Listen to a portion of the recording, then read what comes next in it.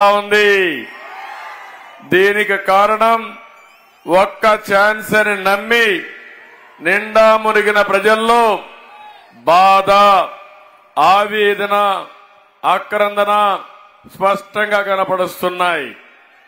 ఇంకో పక్క మీ ఉత్సాహం చూస్తున్నాను. ఇది 43వ ప్రజాగళం మీటింగ్ చూస్తా ఉంటే ఊర్లు కదులుతున్నాయి. ఎక్కడికెక్కడ చూస్తే జన సముద్రాన్ని మరపించే విధంగా మీరు మీటింగులకు వస్తున్నారు. రావడమే కాదు, ఘోషిస్తున్నారు. ఒకే మాట చెప్తున్నారు, ఎట్టి పరిస్థితుల్లో వైఎస్ఆర్సీపీ ఓడిపోవాలి, మా పిల్లల భవిష్యత్తు బాగుండాలనేది మీ అందరి ఆకాంక్ష. నేను అనేక తుఫాన్లు చూశాను, ఉదు తుఫాను కూడా చూశాను. దానికంటే పెను తుఫాను, రాజకీయ తుఫాను మే 13వ తారీఖున వస్తుంది. తమ్ముళ్ళు, ఈ దెబ్బకు వైఎస్ఆర్ కాంగ్రెస్ పార్టీ బంగాళాఖాతంలో కలిసిపోవడం ఖాయం. ఒక్క విషయం మీరు చూడండి, అరాచకాలకు పరాకాష్ట ఈరోజు ఈ రాష్ట్రం. నేను ఒక విషయం మిమ్మల్ని అందరినీ అడుగుతున్నా, ఈ రోజు ఎవరైనా స్వేచ్ఛగా ఈ రాష్ట్రంలో బతికే పరిస్థితిలో ఉన్నారా తమ్ముళ్ళు అని అడుగుతున్నా. ఏమమ్మా ఆడబిడ్డలను అడుగుతున్నా, ఎవరికైనా రక్షణ ఉందా అని మిమ్మల్ని అడుగుతున్నా. ఎంత అన్యాయం అంటే ఈ రోజే కోవూరి లక్ష్మి అనే ఒక అమ్మాయి, గుంటూరు అమ్మాయి, ఆ అమ్మాయి ఆదర్శ మహిళా మండలి రన్ చేస్తూ అక్కడ సమస్యల పరిష్కారం చేసే సందర్భంలో ఆ అమ్మాయి చాలా ఇబ్బందులు పడింది. చిన్న పిల్లలకు గంజాయి అమ్మేది నేర్పించి నేరాలు చేపిస్తా ఉంటే భరించలేక గట్టిగా పోరాడింది.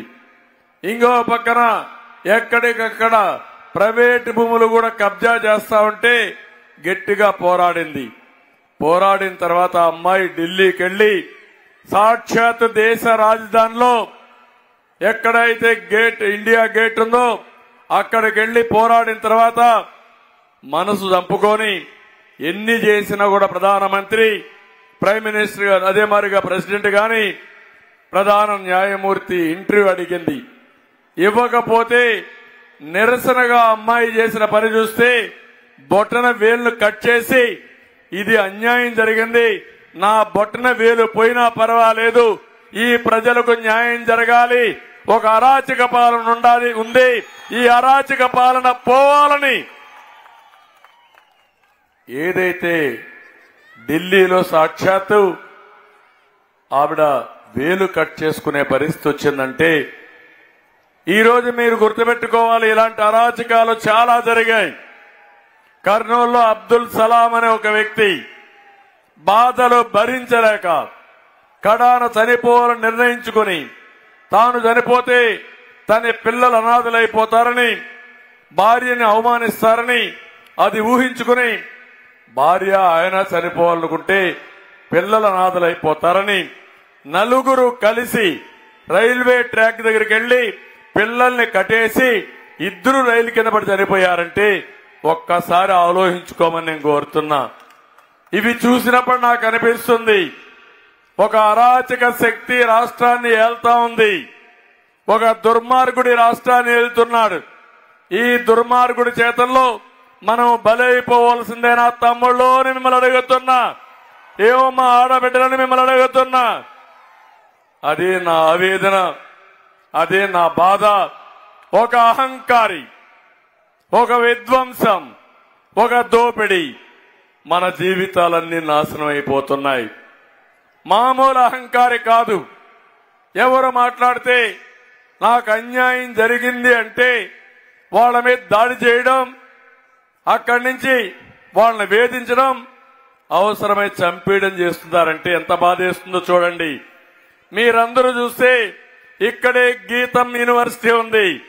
మీ అందరి ప్రియతమ నాయకుడు ఎంవీఎస్ మూర్తి గారు ఒక బ్రహ్మాండమైన ఉత్తరాంధ్రలో పేద పిల్లలు బాగా చదువుకోవాలని బెస్ట్ స్టాండర్డ్స్ యూనివర్సిటీ పెట్టారు.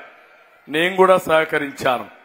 అలాంటి యూనివర్సిటీ ఒకరోజు ఫ్రైడే శుక్రవారం సాయంత్రం తీసుకొచ్చి ప్రొక్లైన్లు తీసుకొచ్చి బిల్డింగ్లు కొట్టేపోతే కాపాడుకున్నాడు గాని కాంపౌండ్ వాళ్ళన్నీ కొట్టేసే పరిస్థితికి వచ్చారు. ప్రతి శుక్రవారం మీరు చూస్తే కేసులు పెట్టి లోపల పెడతారు, లేకపోతే ప్రొక్లైన్లు తీసుకొచ్చి ఆస్తుల్ని ధ్వంసం చేస్తారు. ఈ రాష్ట్రంలో చట్టం లేదు, న్యాయం లేదు, నియంతృత్వం. జగన్మోహన్ రెడ్డి ఒక సైకో. మీరు ఒక్కొక్క విషయం గుర్తుపెట్టుకోవాలి. అతను ఒక అహంకారి. అహంకారికి సైకోతనం కలిసి వచ్చింది. నేను అడుగుతున్నా ఈరోజు ఈ యొక్క ఎస్కోట్ లో తమ్ముళ్ళు ఇక్కడ గంజాయి అమ్ముతున్నారా లేదా అని మిమ్మల్ని అడుగుతున్నా. అమ్ముతున్నారా లేదా అని మిమ్మల్ని అడుగుతున్నా. అమ్ముతున్నారంటే చేతుల పైకి చూపించండి. రాష్ట్రం అంతా కూడా గంజాయి మయమైపోయింది, డ్రగ్స్ మయమైపోయింది, చీప్ లిక్కర్ మయమైపోయింది. అడిగితే ఒక వ్యక్తి స్వార్థం కోసం రాష్ట్రాన్ని నాశనం చేసే పరిస్థితికి వచ్చారు. ఒక్కసారి మీరు ఆలోచించండి.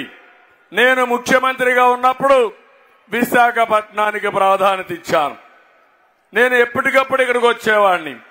ఒకసారి ఉదువు తుఫాను వస్తే తుఫాను కంటే ముందు ఇక్కడికి వచ్చి మీరు కష్టాల్లో ఉంటే తిరిగి మామూలుగా కోలుకునే వరకు 10 రోజులు బస్సులోనే కాపురం ఉండి మీకు న్యాయం చేసిన పార్టీ తెలుగుదేశం పార్టీ. ఒక్కసారి గుర్తించుకోవాలి. అందుకే ఇప్పుడు కూడా తుఫాను కంటే ముందు, తుఫాన్ తర్వాత విశాఖపట్నాన్ని మనం ఒకసారి ఆలోచించే పరిస్థితి వచ్చింది. నేను ఒకటే ఆలోచించాను. ఇక్కడ మీరందరున్నారు, ఇక్కడ పిల్లలున్నారు.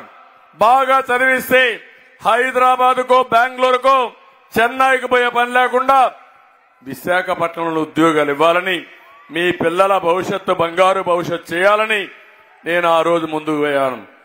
ఎన్నో సదస్సులు పెట్టాను, ప్రపంచమంతా తిరిగి వచ్చాను, అనేక పెట్టుబడులు తీసుకొచ్చాం. అవన్నీ తీసుకొచ్చి పెద్ద ఎత్తున విశాఖపట్నాన్ని ఒక ఐటీ హబ్గా తయారు చేయాలని, ఒక ఆర్థిక రాజధానిగా తయారు చేయాలని, ఒక టూరిజం హబ్గా తయారు చేస్తే మనందరికి ఉద్యోగాలు వస్తాయని నేను పోయాను. కానీ ఈరోజు ఏం జరిగింది?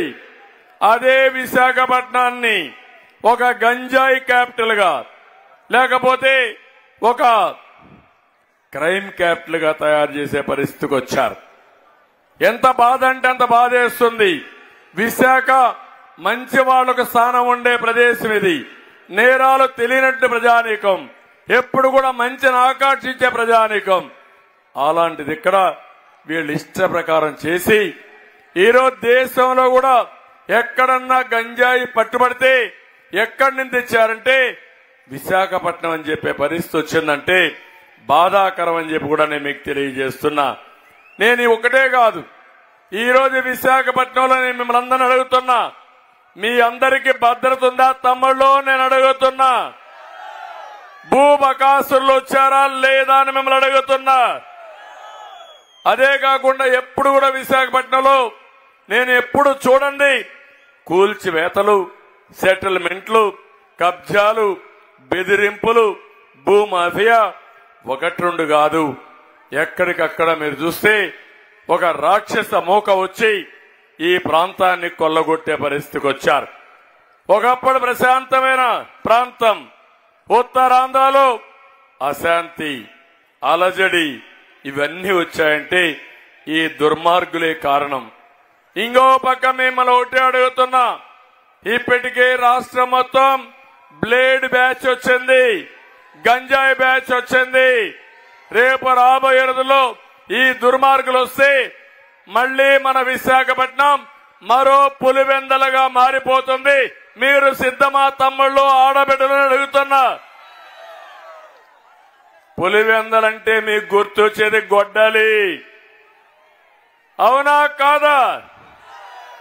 అలాంటి గొడ్డలి పాలన మనకు కావాలనా అని మిమ్మల్ని అడుగుతున్నా. గొడ్డలి పెట్టుకొని తిరిగే నాయకులు మీకు కావాలా అని అడుగుతున్నా. మీ పిల్లల భవిష్యత్తు బాగుండాలా లేదా అని మిమ్మల్ని అడుగుతున్నా. నేను అందుకే అడుగుతున్న, జాబు రావాలంటే మనం వస్తే జాబ్ వస్తుంది, జగన్ ఉంటే గంజాయి వస్తుంది. మీకు గంజాయి కావాలా, జాబ్ కావాలా తమ్ముళ్ళు? ఇప్పుడు కొత్తగా మాట్లాడుతున్నాడు ఆయన, కొత్త యాక్ట్ ఒకటి తీసుకొచ్చాడు, అన్ని అయిపోయినాయి. ఒక్క ఉత్తరాంధ్రలో అమ్మ మీరు గుర్తుపెట్టుకోవాలి, 40,000 కోట్ల రూపాయలు విలువ చేసే ఆస్తులు కొట్టేశారు వీళ్ళు.